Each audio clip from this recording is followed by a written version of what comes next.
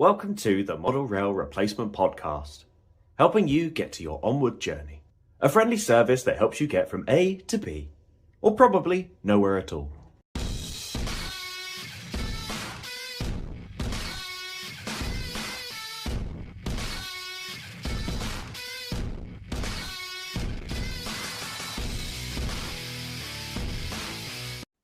Hello and welcome to the Model Rail Replacement Podcast. I'm your host, Sam, and with me is guest co-host Neil from the Little Layout Company. Hello, Neil. Hello, Sam. How are you? I am good. I am Good. enjoying this being the main person to start talking. This is good for me. Yeah, you're going to get too used to it, and then you're going to be talking over James, and James is going to get annoyed. I'm appreciating the unlimited cosmic power, though.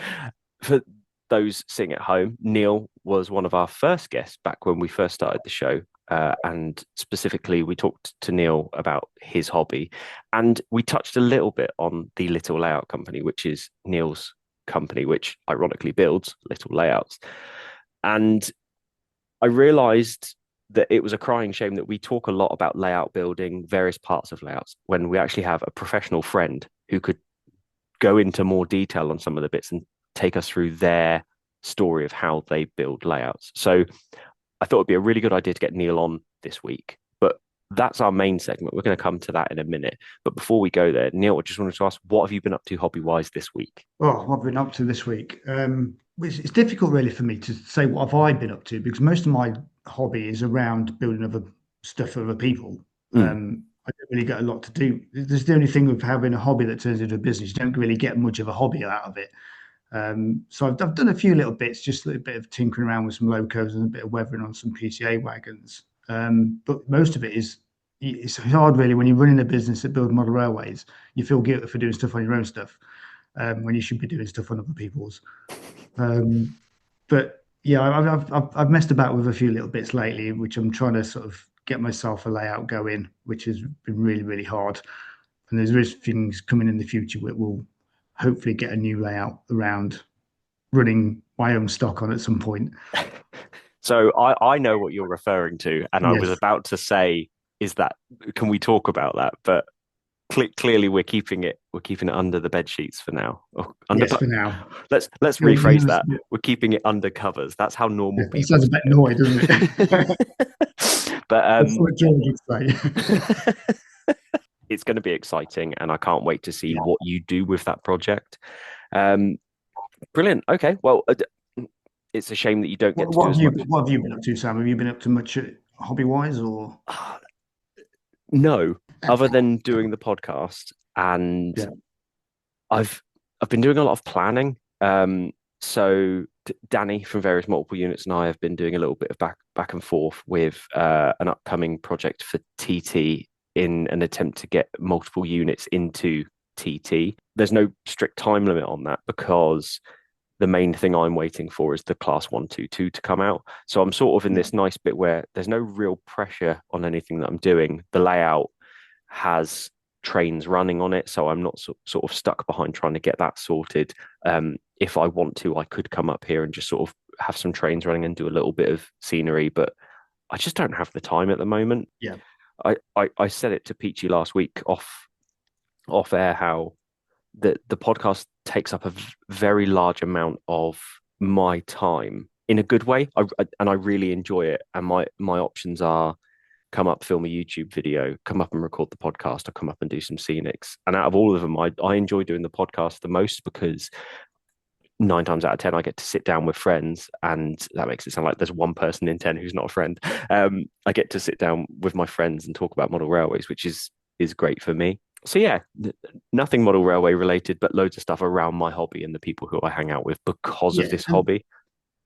Yeah, and that's it. You're doing stuff in it might not be, might not be weathering a loco or doing some scenery, but you're doing stuff within the hobby. And I can imagine that the podcast does take a bit of time because you have to edit it, you have to produce it, you have to put it out. And I mean, credit to you guys for doing this every week. It's not like some of the podcasts they do it every month. You do it every week, and it's quite a big thing to undertake. Thank you. That is what I wanted to hear. You can come along Good. again. Well done, Neil.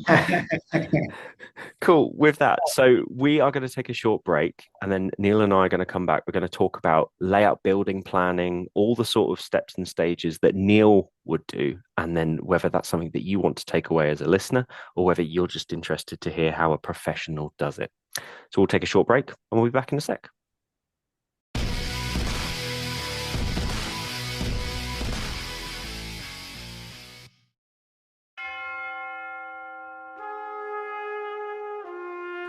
It was a dark, rainy day in Porthbury, and Lord Chester stood in his porch with sorrow in his heart. I can't believe he's gone, Wilson. Yes, sir. It is all very sad. I have the car waiting. And, sir, you are going to leave it at home as promised. Yes, I'll leave it here. Whilst in the car, What will I do now, Wilson? Maybe you'll have to learn to do it yourself. I blame that bloke who kept badgering him about a poor job. Quite, sir. Well, here we are. Wilson opens an umbrella and Lord Chester steps out of the car and surveys the funeral. Oh, look, they're all here to pay their respects. There's John. He always loved his work. And there's my cousin, Lord Chester the First. Chester, it's so good to see you. Such a terrible, terrible day. It is. Oh, look, here comes the hearse. There he is. I can't quite believe he's gone. I know, but at least we'll have something to remember him by. Sir, you promised not to bring that. Don't get it out here. Not at a funeral. No, I'm getting it out. It's what he would have wanted. Blimey, he's got his dirty shunner out. I say, chaps, watch it. You're losing the coffin. The coffin is dropped with a mighty crash. Sam's body falls out of the coffin. Oh, blimey, quick lads, help me get him back in. Look at that. So fresh. So clean. Like he's straight out of the box. And now, he's all dirty. Oh, even in death he's still at it. A god amongst men. Emperor's Path is now closed for business. What should I do now, Wilson? You could always treat yourself to a little layout. Sam was little.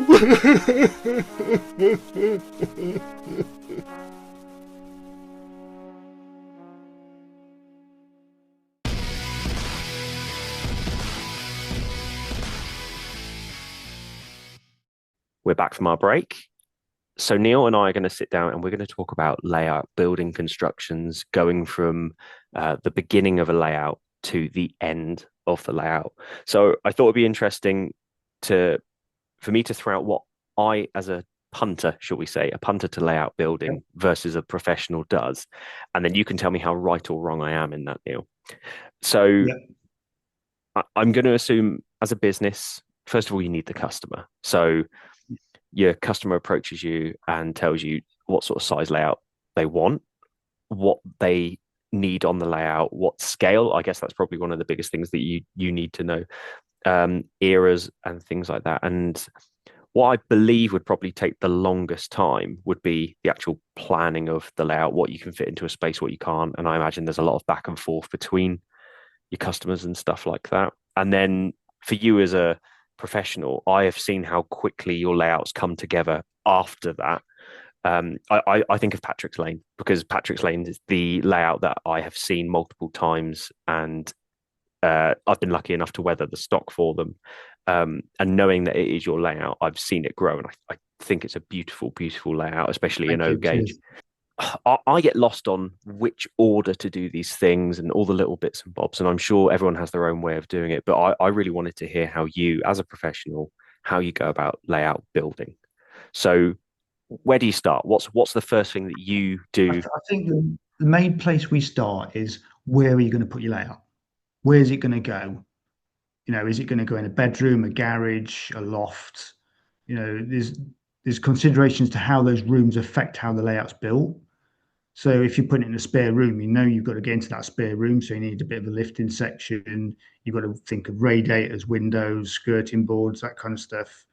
Lofts, obviously, your main thing is a loft hatch. You've got to think about the loft hatch, the bracing in the loft, the flooring in the loft, how they affect the layout, how that's going to work around baseboards and getting baseboards up into the loft. So the location of the layout's really, really big key thing to start off with. And we get customers who come up to us and say, we want to have a layout in this bedroom. We need it to be this big. And sometimes you can't always do that big layout because there's always those considerations you have to look at. So, like, I know you got experience with having a layout in the loft, haven't you? And getting it out of the loft. It's the thing that surprised me there, that it hadn't even occurred to me, is things like radiators and stuff like that. It's that, and this goes to show how it's really easy to forget some of the things that we do, because, and I shouldn't forget about things like that, because when I constructed my layout in the loft, the thing I had to think about is that I've got eaves with additional storage in the sides, which is a fantastic feature to have. But that really dictated how high or low my layout could go, because it meant that my baseboard sort of edging has to go above the door frame. Otherwise, I couldn't open the doors. So that meant where I probably would have gone a little bit lower on the layout, I had to adjust and make it at a particular height specifically for those doors. And it is little things like radiators, door handles, door frames, and all that sort of stuff that you might measure a space and go, oh, it's this big. But us not building the layout might not take into account all those little things. And it feels so simple when you say it out loud. But now that you've said it, I'm like, oh yeah, well, how could I not think of that? Yeah, it's like little things like sockets as well, because if sockets in the way and they stick out of the wall, or they flush to the wall's fine, because the leg system is going to go in front of that. But you don't want to be blocking a socket because you want to put your plugs into it. So you've got to try and work out where the sockets are going to be. And sometimes we do baseboard systems when we put them up, we will take a leg out because it will support itself, purely because there's a socket there. And if they stick out further than because a lot of people will measure a room from wall to wall, not from skirting board to skirting board, or door frame to door frame, or windowsill. So you lose a couple of inches off those measurements, and we always take a little bit off the measurements when we measure the room anyway. So we've got enough room to be able to get your hand in there to maneuver the boards around, be able to get into that room quite sufficiently. So the layout's not literally crammed in wall by wall. Okay. Yeah, it's one of the big first considerations when building that. The other consideration when building a layout we get is who the customer is.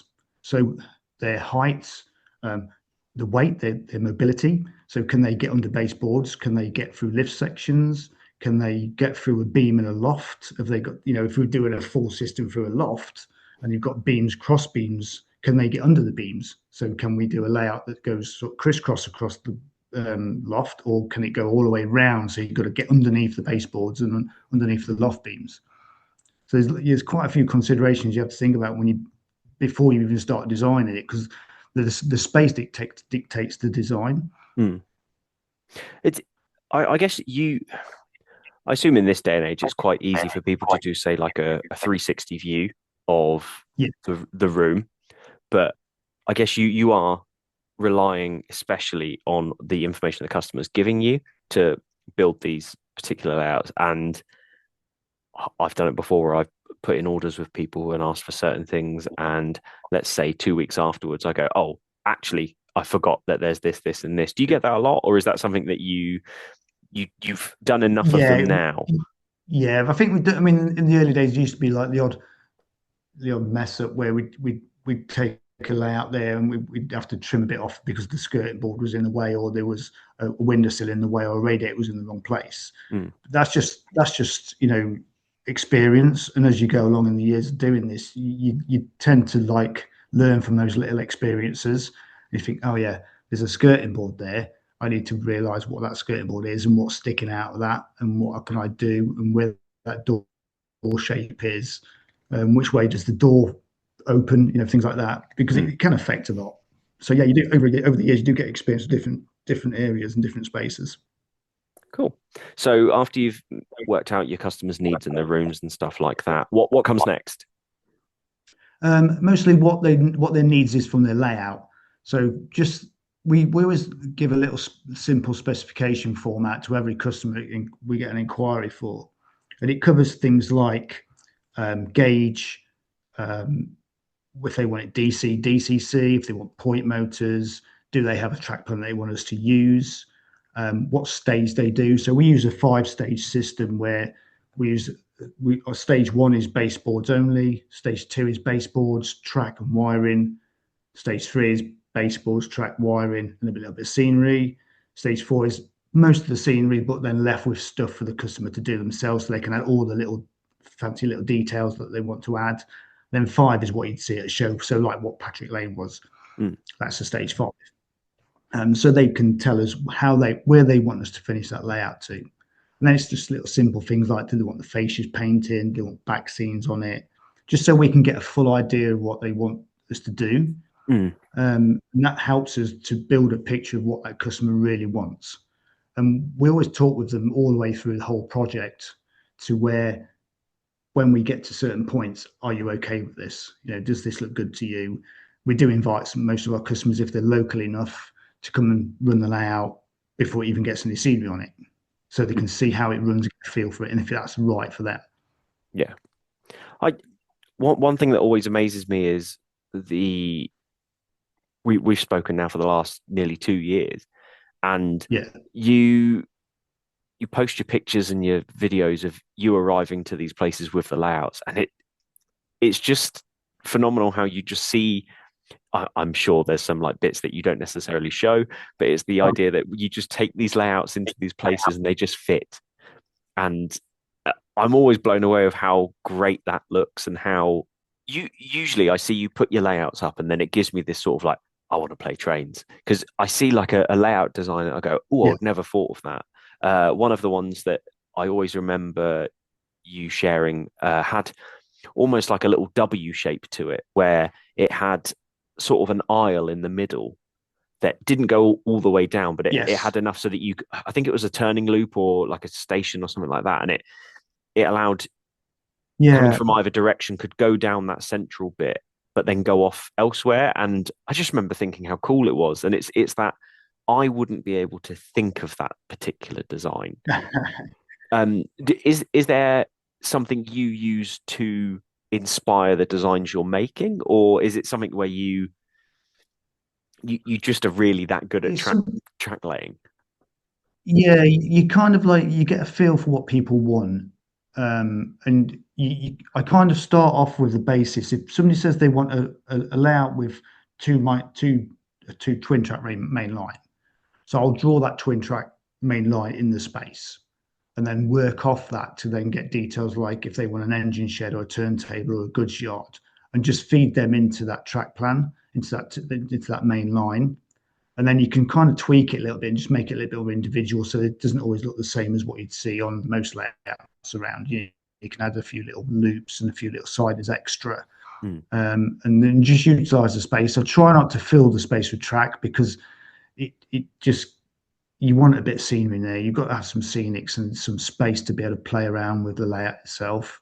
So yeah, I try and like incorporate as much as I can of mainline running layouts with a bit of operational movability with locos and wagons and stuff like that, and storage as well is really key for people that, we do do a lot of layouts which are fully scenic. We do quite a few with just storage yards and fill yards as well. So you just get a feel for what the customer wants a lot of time. I think over the years I've got really good at knowing what they want, and what they want to look at, and sometimes it exceeds what they're actually thinking as well, which is great.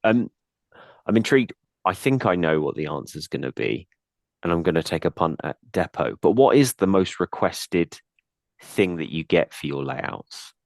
Like, what is what one item, whether it's a station, a diesel depot, a steam shed, a turntable? What's the main thing that everyone or you get asked for the most to put on a layout? Yeah, it's mostly a depot or engine shed or a goods yard. Yeah. I think because of my reputation through the years, I've always done depots and goods yards and grimy sheds and stuff like that. And that's where I all started. That was my bread and butter the first sort of 3 or 4 years, is doing depots and small shunting yards. And I think I incorporate them in most layouts now.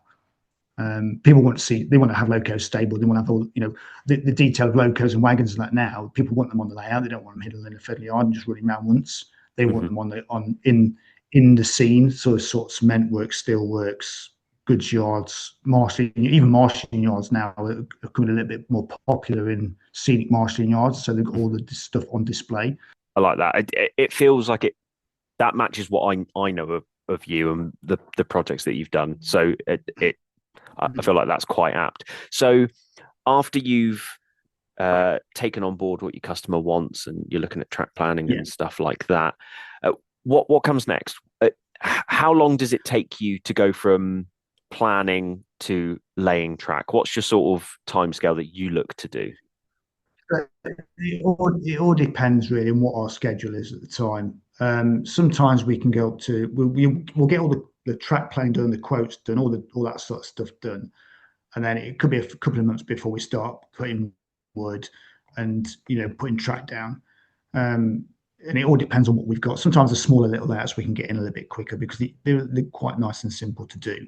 The bigger stuff takes a lot longer because it takes more planning with the framework of the board. So I guess the next phase of it is translating that track plan into a board design and coming up with how that board design is going to work to the track plan. So we'll have to plan around where the board joints are, where the board's going to go through a door or a loft hatch or anything like that, and we have to segment them boards up to make sure there's no point motors or anything like that filing joints and stuff. And there always is one every now and again that just decides it's not going to be in the right place because it's just the way the world happens. Yeah. And you end up just drilling through and think, I've just hit a beam. and you have to move that.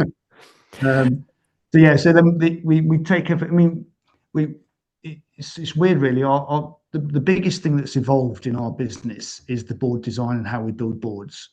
We always used to build, and bless him, Lacey's dad, Alan, used to build. And if it wasn't him, we wouldn't have a foundation for our business if it wasn't for him in the first place. And he used to build all our carpentry for us. And he started a lot of it, to be fair. And we used to build everything out of framework and 9mm wood. And he had his own design, his own way of building it, and it all looked the same, and it was really, really good. And then when he passed away, I sort of kind of panicked a little bit because I'm like, I don't know how to do this. I just can't build baseboards. I can do everything else. I can't build baseboards. So we were lucky enough to get a CNC team on board who, funnily enough, moved into the unit behind us, and we designed the boards between us, which we build solely for ourselves. We run the business with them, and they build the boards for us. And it's a really uniform design. And they've sort of innovated a few things like the lifting sections and the traversing sections that were designed, and the leg system. They're just really unique and really, really smart and nice. And they're the way they build them is similar to how people like Tom and I think George is doing the same, and Lucy on Farkham, they're using the Fusion system where they can design everything in that system and produce a nice, lovely 3D CAD drawing that gives you a lovely board system, and it just translates onto wood.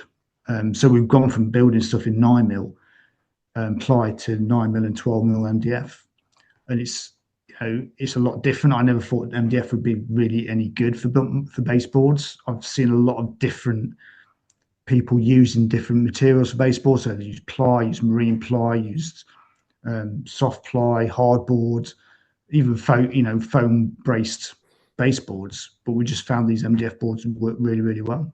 That's good. And they're not traditional. Good. It's not your usual Wick stuff you buy as well. I think there's a lot of purists out there that say, oh, 9mm ply and 2mm on a 2x1 frame that's the way to go. That's where it should be. But there's a lot of different materials you can use out there, and we use a moisture resistant MDF, which is called Caber, and it works really, really well. It's a lot more closer bound MDF than what a standard MDF you'd get from Wicks. So after you've had your baseboards built, you build everything in house, which is fantastic. Yes. You're not sort of sourcing it elsewhere. You have a lot of freedom, I imagine, then with how you design the baseboards, and it's not that thing of trying to work out. So for me, the way I did it was I knew, right, if I work in 2 foot by 4 foot boards, fill up as much as I can of the loft and then try and fill the gaps. That's how I work. Yeah.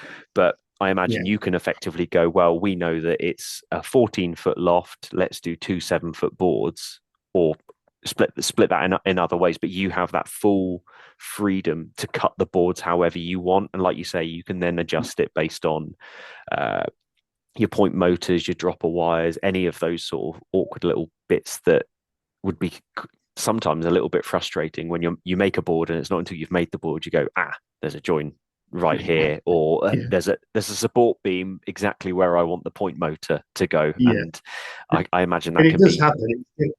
It still happens now. You do get one where you just haven't quite measured that few mil of track out, and you put it down and you put a point down, you drilled through, and you'd be like, don't need to be there. I'm going to have to move that back or move it forward. And it does. And to be honest, there is flexibility in the track plans. We talk with our customers all the time about if we make any changes, we run them by them every single time. And sometimes they'll say, look, I'm in your hands. If you think that it needs changing, then let's change it.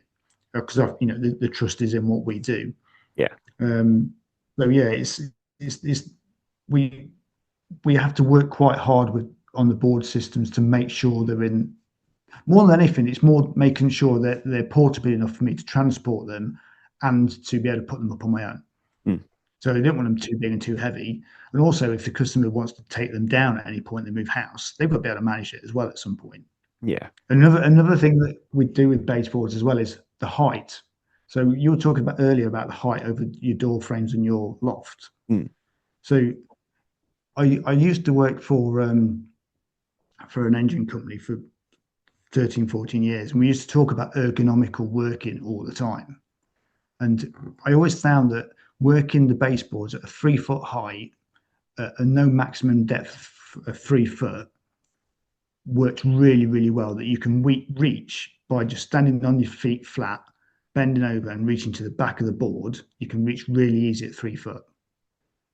And it's weird. It makes sense when you stand up and do it. You'd be like, oh yeah, I can, because I'm not reaching over anything. I'm not leaning over anything. I'm not knocking all the buildings I've just built at the front and all my catenary and lights. I'm actually just reaching over the top and I can pick it up easily.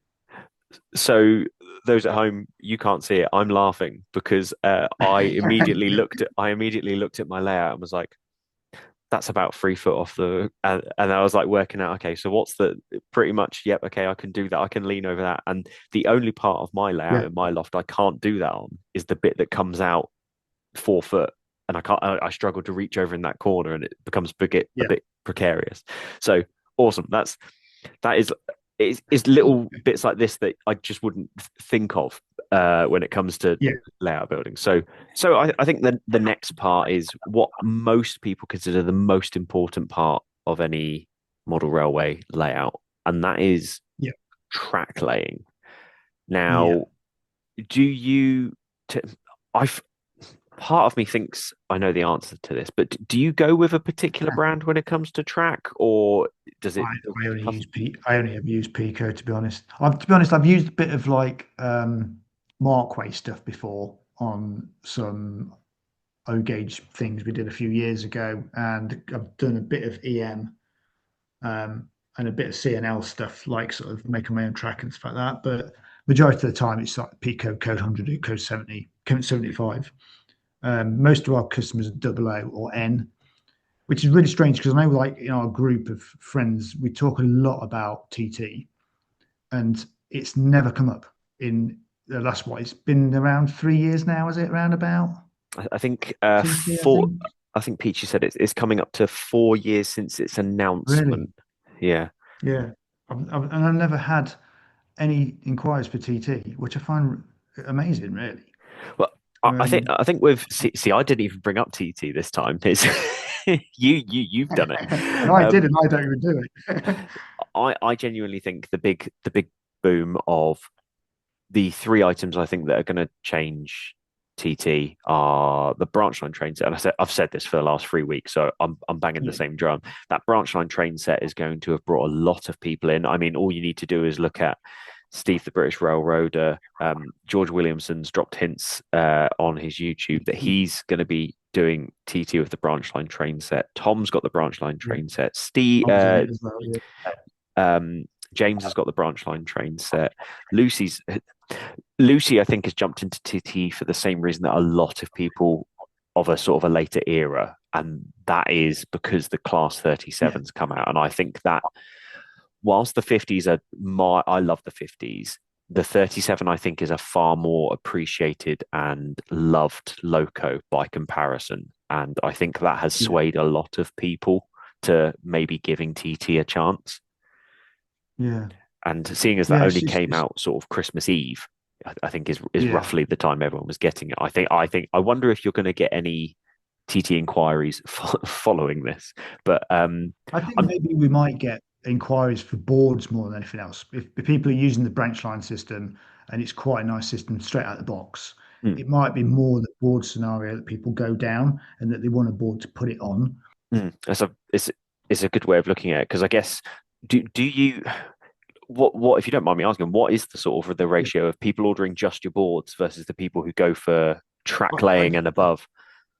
Yeah, I think most of the custom we do is our stage probably 2 and 3, which is board, track and wiring, which I think is the most part that people can't get their head around a lot of the time. It's the hard bit, it's the wiring and everything, making sure everything's electrically working properly, the motors are on properly, the controls all connected up properly. I think that's the hardest bit, and the woodwork side of things. I think people struggle with that as well a lot of the time. So that's our mainstay really, and it's mostly 00. We've had a bit more over this last couple of years, but it's mostly 00 and N, and then we've had a couple of 009s, but not too much of that either. I think 009 again is, because it's quite small, people can sort of build a 009 set on a little piece of board, or a small board that they've got, maybe that they can make it quite easily. Building a whole layout system is a lot different to building a small 4x2 board. Yeah, and I think the options of what you can do in a smaller space do make it a lot easier for you to give it a go yourself. And having seen some of your exhibition layouts and your bigger layouts, I can see exactly why you've been picked for it. So, sort of moving on from the whole idea of track laying, like what are your what's your favorite bit about it? What's your least favorite bit about track laying? Because I'm sure you do have your highs and your lows when it comes to it. To be honest, I like track laying because it brings it start getting things to life. You've gone from a bare bit of wood to something that's physically on there. You've got a bit of track work, you start seeing where things can go and where building. This is where I start to visualize, especially if it's a layout that we're doing all the scenery. I start to visualize as I'm putting the track down where buildings are going to go, where the scenery is going to sit. And I like track laying. I don't mind track laying. I'm pretty quick at track laying, to be honest. I just crack through it. And I think that's because over the years I've got a set way of doing everything. And I use sort of paper templates to sort of mark everything out from my plan. And 9 times out of 10, I move things around a little bit while I'm on it. But I think just because I've got a set core of tools that I use to lay track, and I know how to lay the track, and I've been doing it for quite a long time, I enjoy it. I just seem to fly through it. And I think the other thing as well, I get asked a lot. I get asked a lot at shows and stuff of what we lay the track on. So I don't lay track on any medium or like cork or foam, and I never have. And I've never had any issue with. And I think nowadays, because sound locos dominate the market a lot with a lot of layouts that we build, you don't get that residual sound through the baseboards of an annoying train going all the way through. The sound takes away that noise away, and the ballast is a lot better nowadays. It's not like a granite anymore. You don't get that residual noise through the ballast and through the track. So a lot of the time, I don't, unless it's really, really requested and they're adamant they want to use it, I don't use cork or foam as an underlay. Okay, that is quite interesting, because I think when you look at sort of YouTube videos, 9 times out of 10, it does get recommended that you do give yourself an underlay and stuff like that. I mean, I'm looking around my loft, and bar cork that's been laid down on the previous iterations of certain sections, there I haven't done any sort of underlay in terms of sort of for that shoulder, because I think that's why a lot of people do it sort of for a visual point. They put the cork down so it gives the shoulder to the track, to the lines. But actually, looking around my layout, there's not really any cork for that reason. It's just there because it was already there when I started laying track. But it is quite interesting that you're saying that, because I hadn't really thought, because you do tend to get sort of told, oh, let's put some cork down because it will dampen the sound and stuff like that. And you're right, you don't really notice it once you've got sound locos bustling up and down and stuff like that. I found with Port Creek, I never had a problem with it because it was laid on sort of foam to get the height for the bridge. So I guess that's another thing, is you do get a lot of people who are adding a lot of laying on foam rather than straight onto the baseboards. You're getting the layers, you're getting the I'm trying to think of what the word is, but you're trying to get that the scenics of the levels and I'm sure someone's screaming at like that. The inclines and embankments and that kind of stuff of like different levels of track work. Yeah, exactly that. You're trying to get the terrain and the scenery in there, because plenty of people have said this before, railways aren't flat, and you're trying to sort of get that modular sort of feel to it. So I wonder if that also plays a massive part in it. I mean, do you get many layouts where you do have to lay it on foam because you're trying to build up all those sort of different landscaping ideas around it, or do you still generally, most of your layouts get you to put it straight onto the board? Yes, straight onto the board most of the time. Yeah. Unless it's I need to get I need to build a layer up onto a second layer somehow. Like going and put a short incline to build it. So like if your 009 is a prime example where it's different layered, and if you can do your base layer on the board, but then sometimes they have a slight rise so that it's only like a brick wall's thickness up higher than the actual bottom layers of track work. So you've got like slight raise. So I just use a bit of foam and a bit of ply, just to build that up, and then the foam will just gradually bring it up to the level of where you're using that to the ply work or the brickwork. Nice. Okay.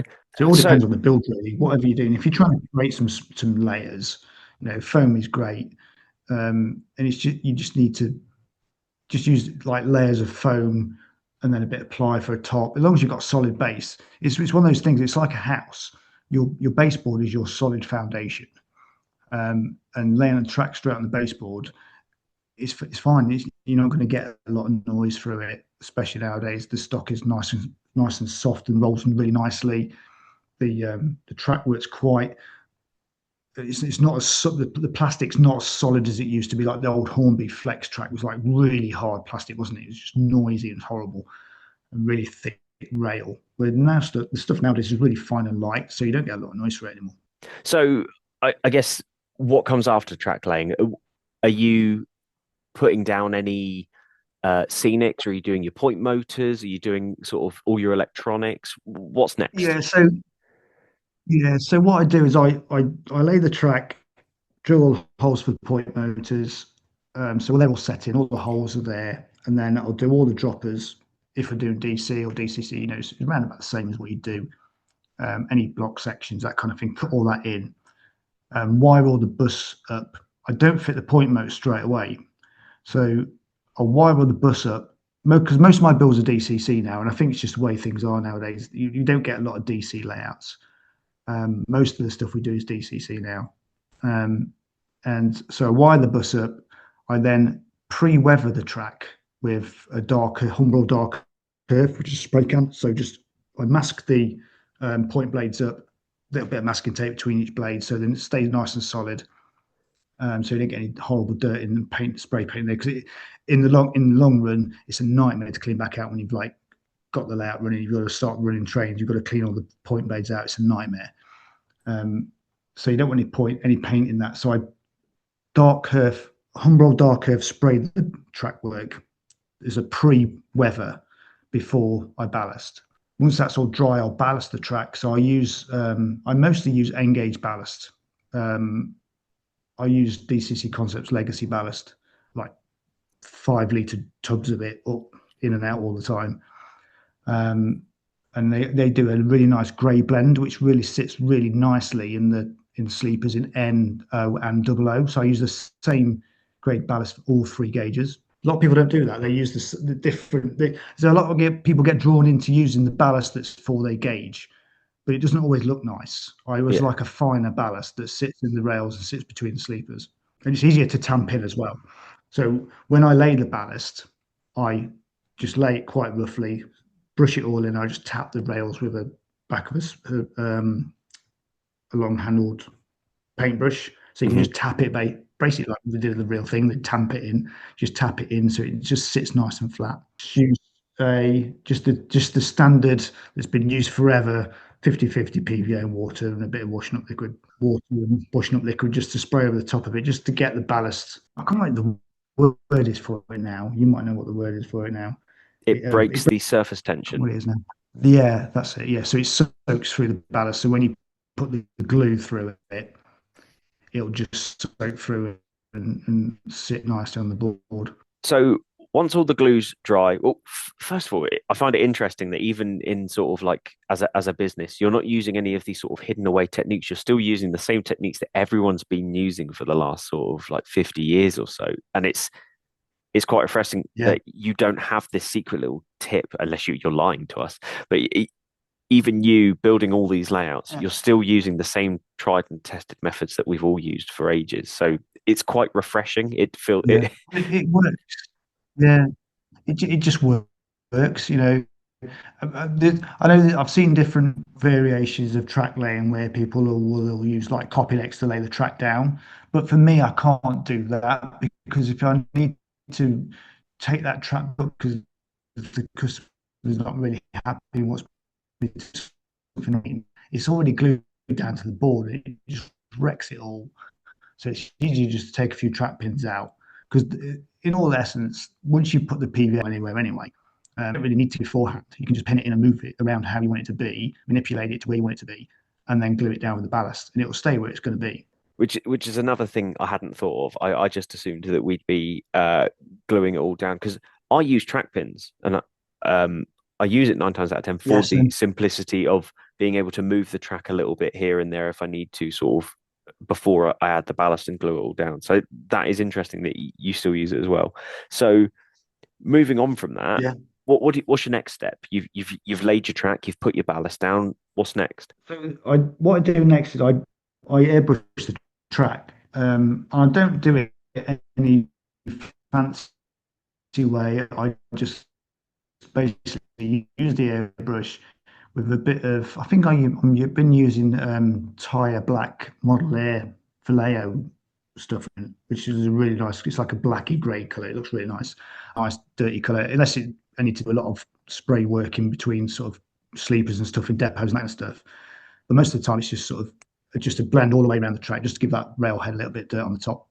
And then once that's all dry, I clean all the track off, test all the track work. So, and I've got still got power to all the track work, and then I'll fit the motors. I'm a real hardcore, like I use Cobalt point motors on everything we do. And I think I've probably kept DCC Concepts in business for the last 6 years, because I've probably fitted about 6,000 point motors over the last 6 or 7 years. The Cobalts. And I do believe they're one of the best motors you can buy. And a lot of people still use seeps and solenoid motors, but I've always found when I've gone back to jobs, or I've gone to older jobs where I've had to do a bit of maintenance or a bit of rework on a layout that is an existing layout, it's always the solenoid point motors that are the issue. And it's all that they always they get like a lime scaly thing on the solenoid bit that flicks backwards and forwards, and it always sees up, and that's always the main thing I see. So I just fit the DC Concepts cobots on everything now. Nice. So then I fit the motors now, and then test all those, set them all up, and then give the layout a good run before I do anything else. And how much, what sort of time running do you do with the layout? Because I know with mine, once I got the track laid, I spent ages running and running and running, and I came across a few problems and a few problems and a few problems. But from like a business point of view, where you know this is going to someone else, what sort of timescale are you looking at for running and testing and running and testing? I give them a couple of days because up in time, so I can leave that layout running for a couple of hours and just let trains run around and see if there's any issues, then just go over, change a few points, shunt a few locos around and some wagons, then run it all again. It's usually things like dirty track from spraying, or where I haven't cleaned a bit of glue off the ballast that's just, we haven't got it off straight away the first time round. So I just let the layouts run. I do have like a few people who come in every now and again just help me out sometimes at the workshop, and they'll just sit there playing trains for a bit.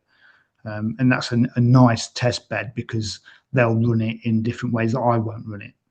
Yeah. Smaller layouts are a little bit harder really, because it's harder to run a small layout backwards and forwards, because you can easily run it backwards and forwards 3 or 4 times and it's fine. But then you can go back to it an hour later and run it backwards and forwards, you get something stalled.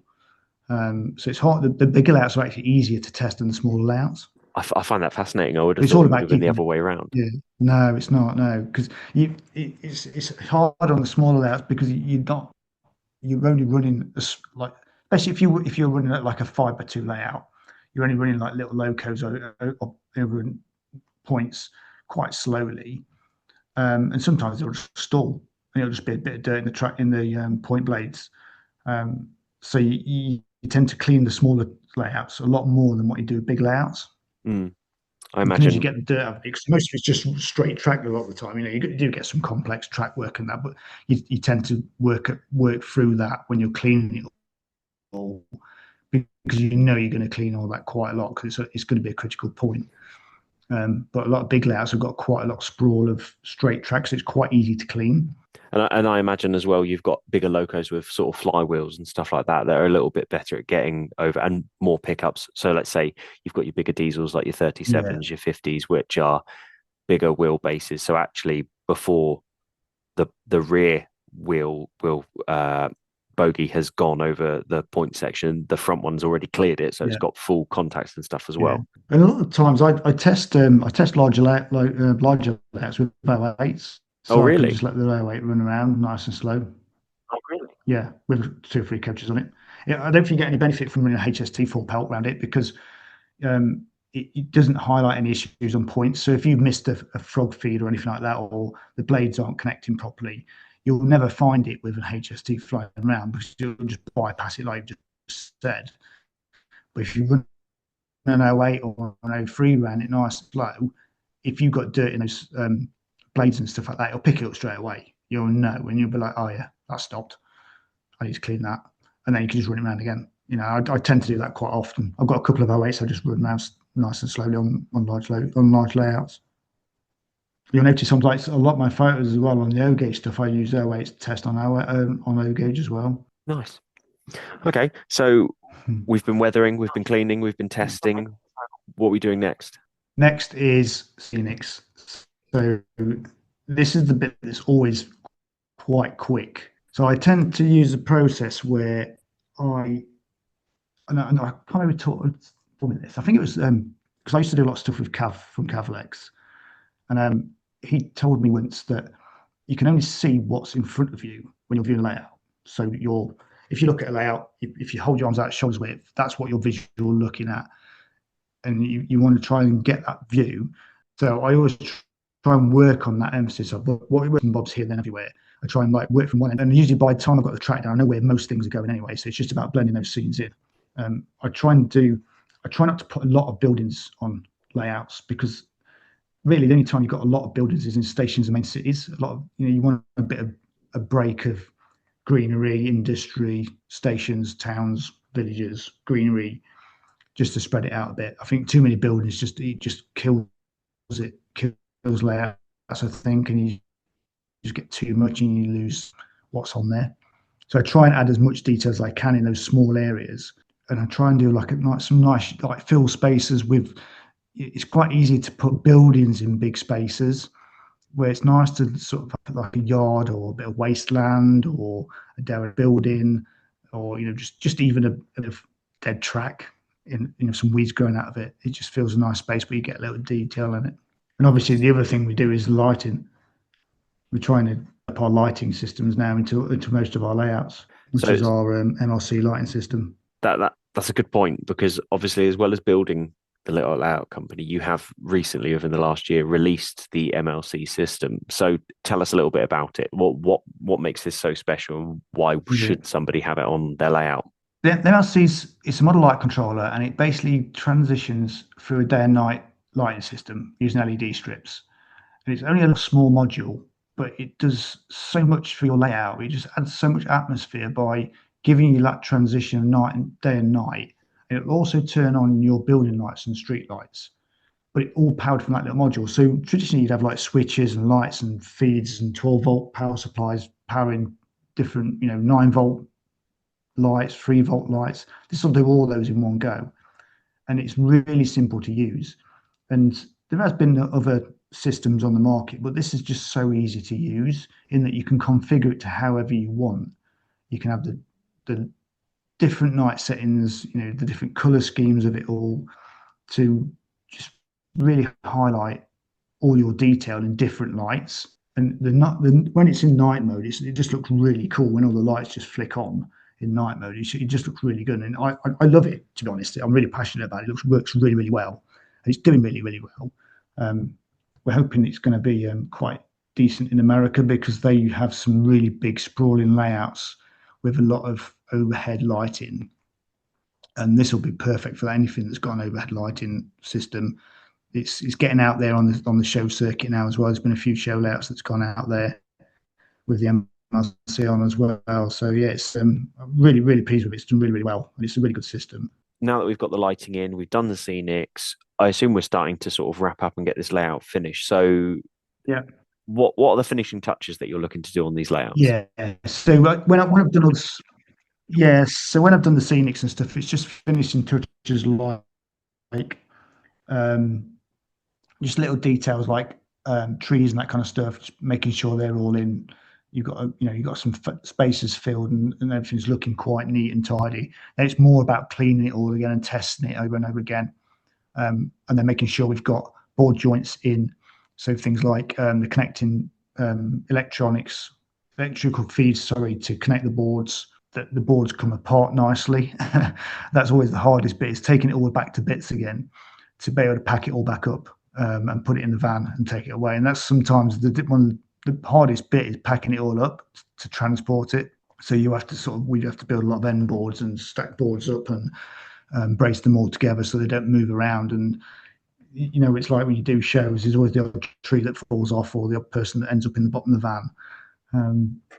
So yeah, that's one of the most difficult parts, is packing it all away and taking it all back down again, hoping that it's going to go back together okay, that you're not going to get any damage when you transport it or take it in and out of a property. So yeah, that's the hardest bit for me, is when you're taking it out, putting it up and installing it. It's always the most nervous part for me, because I just want it to work fully, which I have. It's 100%. I know it's going to happen, but you still get a little bit nervous about installing it, because you just don't want any issues. I get that, and I guess it's that thing of the customer seeing it all for the first time and seeing it all assembled, and I imagine they're super eager that you're there, you're building it, you're nearly done assembling it all back together, and all they want to do is run trains. And I imagine it can be one of those very tense moments where you're just hoping that you go to plug it in and the trains start moving, I guess. Yeah, you do get some odd ones where it's just you ran it and tested it. You put it up, and the first loco you put on it, it runs and it stops. You're like, oh, like, what's that? But a lot of the time, it's the locos aren't clean, or the loco, it's not a very good loco, it's not been ran in. So, after a few minutes of running them in, it's usually fine. You do get the odd bit where when you're transporting them, you get a bit of damage on the track. So, there are little bits you have to sometimes fix and put together that you can't always allow for, because you do get issues no matter how many times you move a layout. You still get the odd issue every now and again. But to be honest, I've got so good now that I know what to avoid and what not to do anymore. And the board system's really good now that I've got really efficient the boards together and the systems together really quickly. Put the boards together, it doesn't take any time at all. Once you've got it there and it's in, it goes together really quickly. And it's nice to just have that first train running around and be like, okay, I'm ready to show this to the customer now.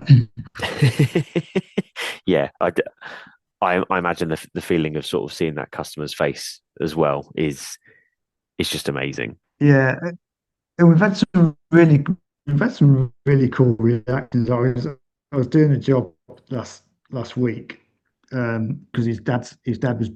He's got a beautiful layout. You've probably seen the photos of it on Facebook and stuff. And he's got a beautiful layout. He's hand built the track himself. This old chap has, and he's done a really, really lovely job of it. And his son was he was a bit concerned because it wasn't running, struggling to do the electric stuff like that, and he just couldn't get it working. It had been sort of down for at least a year or so. And I just got it working. The happiness on this guy's face was just amazing. He just came in and the trains were going around. Oh, they're running around. He just sort of did a little jig and sort of dance, did a little happy song. I was like, that just means everything to me. I've just done something that has changed somebody's world. And the same with I've had another customer actually cry when I finished his layout. He actually just shedded a little tear and he just said, "Oh, thanks. Thanks so much." And just things like that, it's just more than words, it's just brilliant. Yeah, that's awesome. I think that pretty much covers everything. You've covered everything I was going to ask as sort of follow-up questions at the end, but you've very eloquently told us how you've done it all. I'll throw a couple of quick fires at you then. So, what's your favorite era to model for customers? 90s sector. I love, when I see a depot come up or a yard in the 90s, it's just like, yeah, I want to do that. So it's just what I like. I just like that, just dirt and grime and anything that's like got to have a ton of filth in it. I'm just like, yeah, I love that. But that's what I always modelled for myself when I first started. So it's just what I kind of enjoy most. Nice. What's your favourite gauge or scale to work in? Ooh. It's a toss-up between 00 and O. Okay. I like working in O, but I think because I don't get that many O gauge layouts to build, it's just nice to do something different every now. I do a lot of 00 and N, and I think it's just nice to do O when it comes up. I'm like, yeah, it's just really nice because you can really go mental with the detail in it. I mean, I know you can with N and 00 nowadays, but you can just really work some of the details like the grass work and stuff and weeds and that kind of thing. You can really get some good, like solid grass work in it more. I get that. Having seen Patrick's Lane, yeah, I can attest to that. To be honest, Patrick Lane was a test bed. So I'd had a couple of inquiries for that for O-gauge layouts, and I wanted to do an O-gauge layout for a while. And I thought, you know what, I'm going to try an O-gauge layout. I've never really done one properly. I did a few American ones in the early days for Gordon from the NMRA and stuff like that.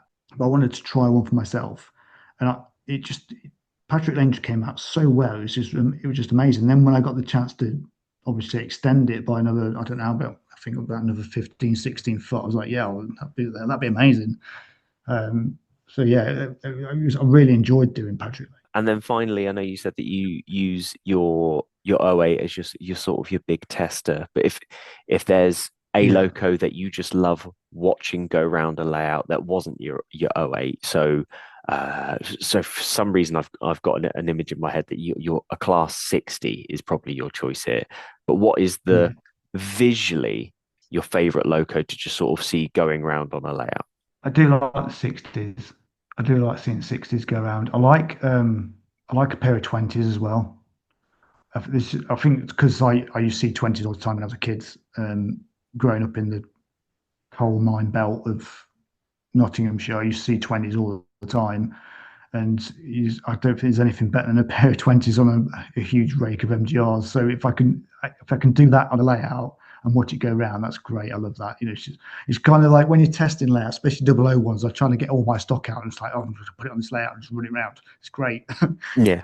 So I always try and get my 20s. My 20s at the moment are a bit battered. They've been they've taken a few tumbles lately. Oh dear. So I need some new buffers and windows. Amazing.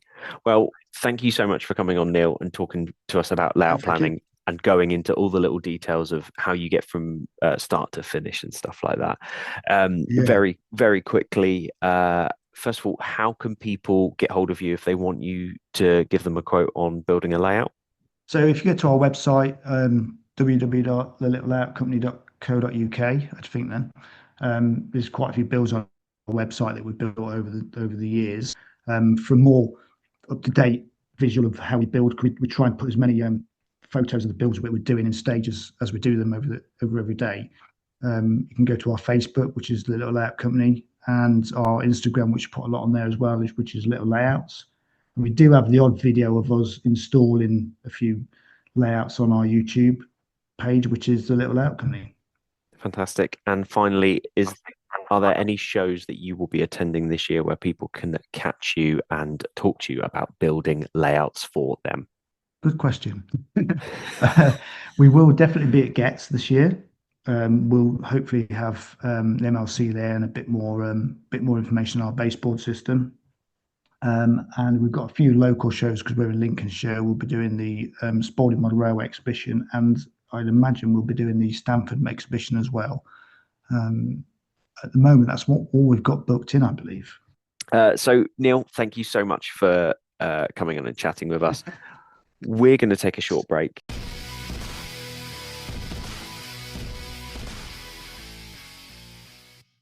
You there? Oh, me? Do you like model railways? Yes, that's why I'm listening to the Model Rail Replacement podcast. Do you like comedy? No, that's why I'm listening to the Model Rail Replacement podcast. If you like model railways and comedy, head over to BugglesKellyStation.com. From Dad's Army to Will Hay, Laurel and Hardy to the island of Sodor. Add a comedy cameo to your model railway today. All right, thanks. Buggles Kelly Station. You won't be wasting your time.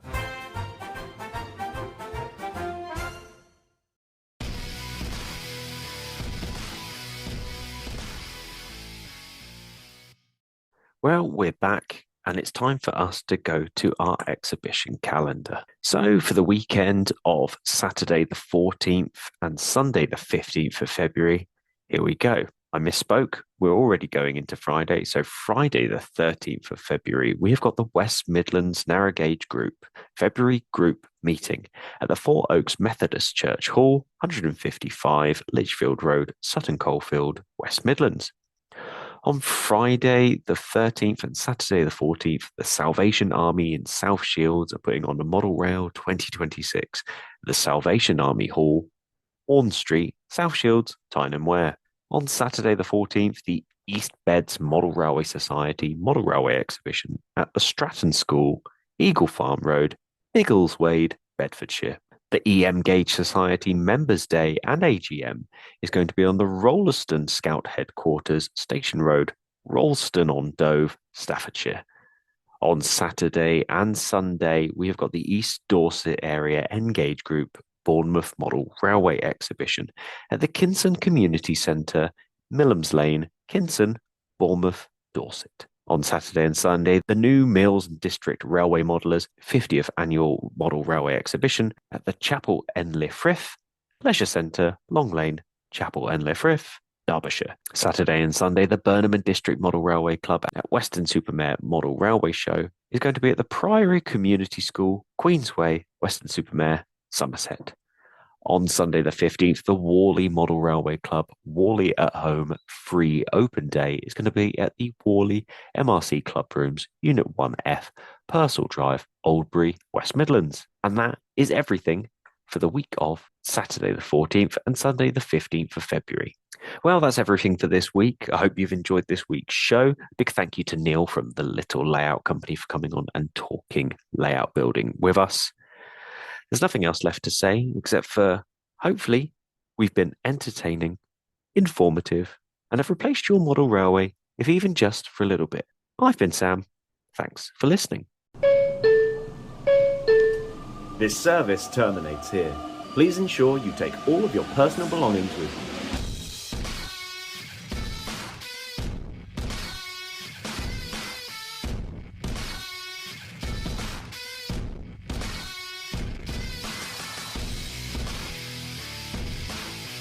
Hello, listeners. We've got some very exciting news. Do you want to be part of the podcast? Do you want to join the team? Well, an exciting opportunity has come up to allow you to be part of the Model Rail Replacement podcast. And here's Sam with the details. This episode is brought to you by Patreon. A huge thank you to our Patreons for their support. If you'd like to help support the show, you can head over to Patreon and search Model Rail Replacement Podcast, where you can show your support and be part of the team. Hurry, there's unlimited places.